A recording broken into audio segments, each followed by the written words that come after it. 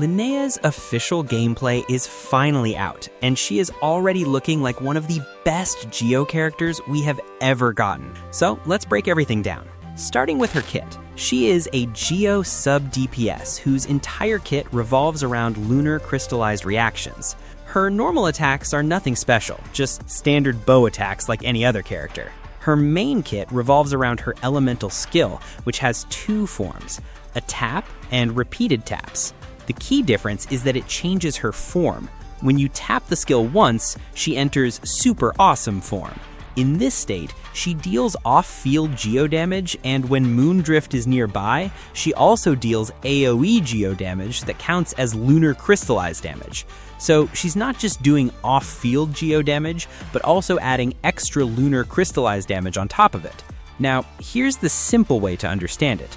If you single tap the skill, you deal geo damage over time and Lunar Crystallize damage over time. But if you tap multiple times, she deals a big Lunar Crystallize hit first, and then switches into a mode where she deals normal off-field geo damage. So basically, super awesome form equals off-field geo plus geo-based Lunar Crystallize damage. Ultimate awesome form equals a big Lunar Crystallize hit first, then switches into normal off-field geo damage. We'll talk about which form is better in the team section. Now, talking about her elemental burst, it deals some geo damage, which is honestly not very impressive, but the main purpose is healing your team and helping her switch forms if you're not already in her skill state. So overall, she is an off-field damage dealer who provides both Lunar Crystallize damage and continuous geo damage. And this is what makes her so broken, because Lunar Crystallize has no internal cooldown, which means you can trigger it as many times as possible depending on your geo and hydro application. She also provides multiple buffs through her passive. She gives around 30% geo resistance shred, 14% Lunar Crystallize bonus, and elemental mastery based on her defense. For example, with 2000 defense, you can get around 100 EM for your DPS. Now, the EM buff isn't as strong as dedicated supports like Sucrose or Nahida, but it's still a nice bonus for geo-based teams. Now that we've covered her kit, let's talk about her builds.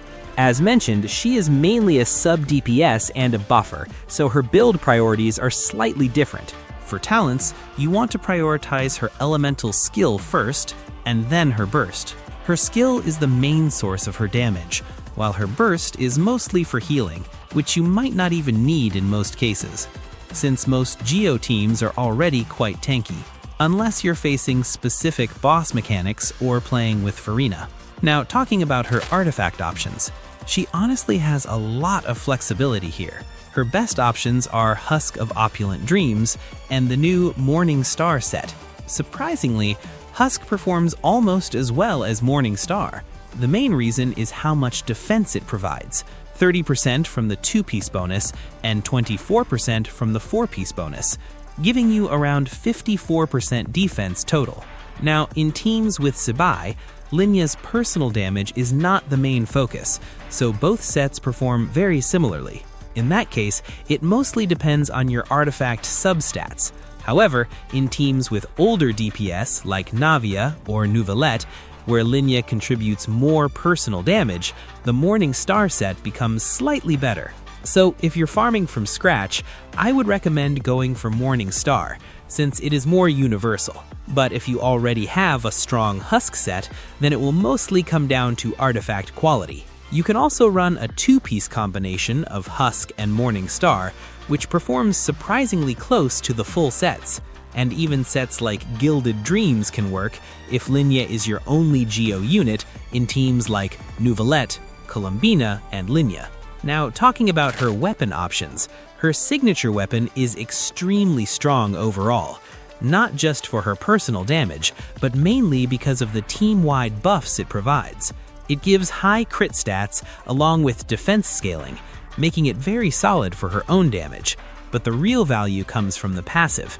It provides around 20% Geo and Lunar Crystallize damage for the entire team, which is massive, especially in Lunar Crystallize teams like Zibai teams. Now, for her personal damage, the difference between her signature and a free-to-play option like Slingshot is actually not that big. Other 5-star options like Aqua Simulacra or Elegy for the End can even perform slightly better for her personal damage. But overall team damage is much higher with her signature weapon because of the buffs it provides. We'll talk more about its pull value later. Now let's move on to her team compositions. As said, Linnea is mainly a Geo support, and her biggest strength comes from her 30% Geo resistance shred. This alone makes her one of the best options for Geo teams, especially Geo hypercarry setups like Zibai, which is also her best team and arguably the strongest team in the entire game right now. A team like Zibai, Columbina, and Iluga with Linnea can reach around 175 to 180,000 DPS, which is a solid margin above most other teams, including premium setups like Mavlika or Nefer. Outside of that, Linnea can also be used with other Geo DPS units like Navia, Ito, or Noel. Of course, the overall team damage will be lower since they don't match Zibai's raw output. Now, specifically for Zibai, Linnea is easily her best in slot support, thanks to multiple buffs like 30% Geo resistance shred and around 14% Lunar Crystallize base damage increase. She also provides healing, which was something Zibai teams were missing before. And most importantly, what makes her better than someone like C6 Guru is her personal damage. It's actually very high, considering she is also providing buffs and healing at the same time. Apart from Geo teams, she can also be played with Hydro DPS like Nuvolet in a sort of lunar wheelchair setup with Columbina. Similar to Inefa, although slightly weaker than the Inefa-Columbina duo, it is still a very strong option. Now let's talk about her pull value, starting with constellations versus weapon. As a support, I generally don't recommend going for constellations or signature weapons, but if you still want to invest, her weapon is slightly better than her C1.